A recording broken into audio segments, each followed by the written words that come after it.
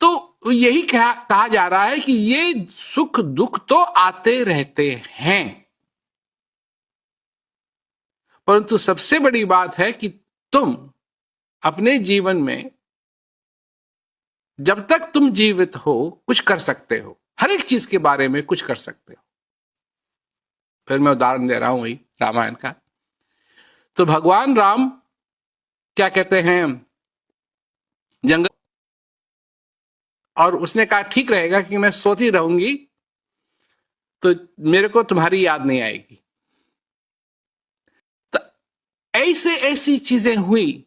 क्या भगवान राम को दुख नहीं हुआ जब लक्ष्मण को बाण लगा? बिल्कुल दुख हुआ। तो ये सब दुख सुख उस कहानी में अगर देखा जाए, उनके सारे जो रामायण में जो उनका वर्णन है उसमें देखा जाए, 14 वर्ष का वनवास, वो भी छोटी मोटी बात नहीं होती।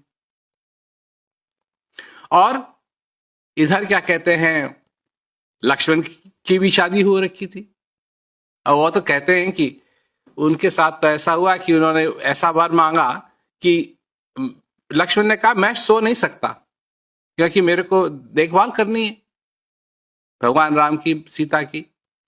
तो कहा कि अपनी पत्नी से कहा तू मेरे लिए सो। सब कुछ देख करके, सारे तारे सितारे सब कुछ, ग्रहण सब कुछ देख करके वो समय रखा गया कि जब उनकी शादी होगी, सबसे शुभ समय, परंतु वो हुआ नहीं।